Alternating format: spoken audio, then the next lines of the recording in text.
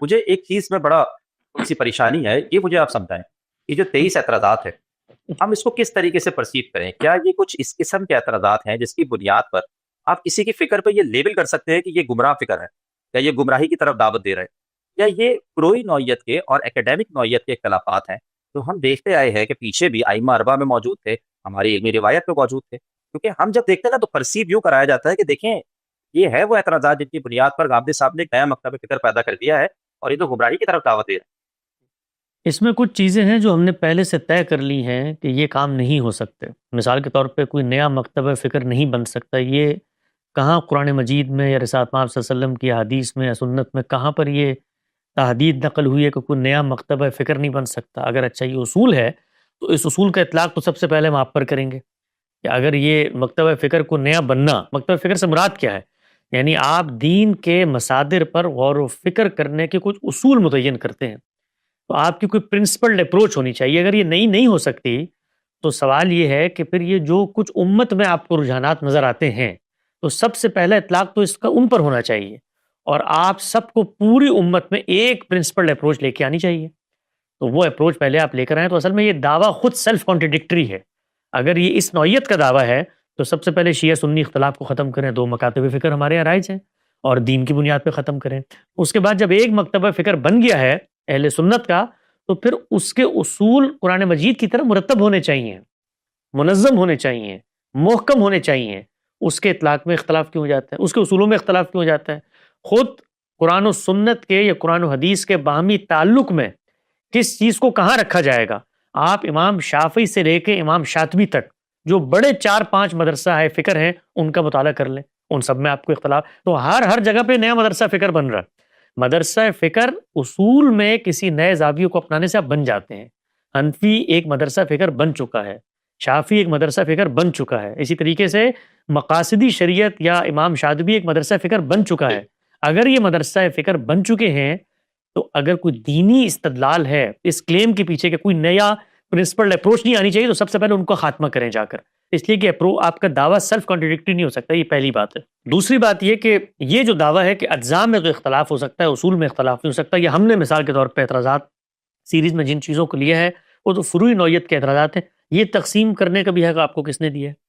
یعنی آپ اللہ میاں نہیں. اس طریقے سے یہ حق مل جاتا ہے نا کہ آپ مثال کے طور پہ کوئی شخص کہے گا کہ آپ تو جو عقائد ہیں ان کے اندر اختلافات کر رہے ہیں، نزول مسیح کا مسئلہ ہے یا ظہور مہدی کا مسئلہ ہے، تو عقائد کے معاملات ہیں نا، اس کے اندر اختلافات کریں گے تو کیسے آپ کو یہ فروعی کہا جائے؟ ہاں بالکل صحیح ہے. تو میں اسی بات کو چیلنج کر رہا ہوں نا کہ یہ جو آپ نے لائن کھینچی ہے کہ فروعات میں تو اختلاف ہو سکتا ہے، جو چیزیں ہم نے عقائد کے طور پہ اپنا لی ان میں اختلاف نہیں ہو سکتا. یہ تقسیم خود کس چیز پر مبنی ہے؟ نہیں، اس کی بنائے استدلال علم و عقل کے مسلمات ہیں، قرآن مجید کا کوئی دعویٰ ہے. اگر تو قرآن کا دعویٰ ہے تو پھر آپ کو اپنے عقیدے کی بنیاد قرآن میں دکھانی پڑے گی، کیونکہ قرآن مجید میں یا تو سارے عقائد لکھے ہوئے ہوں گے یا یہ اصول لکھا ہوا ہوگا کہ اس امت کے اندر جو چیزیں بطور عقیدہ اپنا لی جائیں ان سے اختلاف نہیں ہو سکتا. تو آپ کو بنا استدلال لے کر آنی پڑے گی، یا اپنے عقائد کو قرآن سے کوالیفائی کرنا پڑے گا، یا قرآن کی کوئی اس نوعیت کا دعویٰ لے کر آنا پڑے گا جس میں یہ کہا گیا ہو کہ اہل سنت کے عقائد کی فہرست سے اختلاف نہیں ہو سکتا. ہم نے اس کا بھی تجزیہ کر کے بتایا ہے کہ اس وقت اہل سنت کی جو عقائد کی فہرست ہے، ہماری ایک سیریز ہے اس پہ عقائد سیریز، اس کو لوگ دیکھیں، اس میں کوئی 36-37 کے قریب عقیدے ہیں، اس کو ہم لے کر آئے ہیں. ان عقائد میں سے بیشتر ایسے عقائد ہیں جس پہ اہل سنت آج خود نہیں کھڑے ہوئے. وہ ایک زمانے کے عقائد کی ان کی فہرست تھی. 36 یا 37 جو عقائد ہوں گے وہ قرآن سے ڈرائیو کیے ہوں گے نا، اپنے پاس سے تھوڑی لے کر آ سکتے ہیں. ہاں، وہ جس چیز سے بھی ڈرائیو کیے ہیں، اس ڈرائیونگ کے عمل کو کنسسٹنٹ آگے چلنا چاہیے نا. وہ عقائد پر زیر بحث بھی نہیں ہے. اس میں جمہیہ کے بارے میں آپ نے کیا نقطہ نظر اختیار کرنا ہے، یہ عقیدے کی بحث ہے. آپ جب سے پیدا ہوئے ہیں بر صغیر پاک و ہند میں، آپ نے کبھی اس کو بطور عقیدہ لیے نزول مسیح کی طرح؟ آپ کے پیش نظر ہی نہیں ہے، وہ گم ہو گئی وہ چیزیں. تو ہم نے اس میں بتایا ہے کہ یہ ساری بحثیں پیدا کیسے ہوتی ہیں. کچھ زمانی مکانی تقاضوں سے پیدا ہوتی ہیں، کچھ اپنے عرف کے علم کلام سے پیدا ہوتی ہیں، کچھ مخالف افکار کو جواب دینے کے نتیجے میں پیدا ہوتی ہیں. تو میں بات پوری کر لوں تو عقیدہ جو ہے، اس عقیدے میں یہ جو آپ کا اصولی سوال تھا کہ 23 اعتراضات کی سیریز کے اندر مثال کے طور پہ آپ نے شاید فروعات میں اختلاف کا نہیں، یہ سوال میں پلٹ کے پوچھتا ہوں کہ یہ آپ نے یہ لائن کھینچی کیسے کہ جن چیزوں کو آپ نے عقیدہ بنا لیا ہے اس پر گفتگو نہیں ہو سکتی کہ اس لیے وہ آپ کا عقیدہ ہے، اس کے قرآن میں کوئی دلیل ہے؟ اچھا آپ آگے بڑھ کے کہتے ہیں نہیں ہمارے عقائد کی دلیل قرآن میں موجود ہے، تو پھر اب تو آپ کی دلیل پر بات ہوگی نا، اب تو عقیدے کے دعوے کو میں تب مانوں گا جب آپ قرآن سے دلیل لا کے دیں گے۔ اب آپ دلیل لے کر آتے ہیں قرآن سے، مثال کے طور پر نزول مسیح کی دلیل لے کے آتے ہیں، تو میں دلیل کا تجزیہ کرتا ہوں کہ دلیل تو یہ بات کہہ ہی نہیں رہی جس کا نتیجہ آپ نے عقیدے کے طور پہ اپنا لیا ہے۔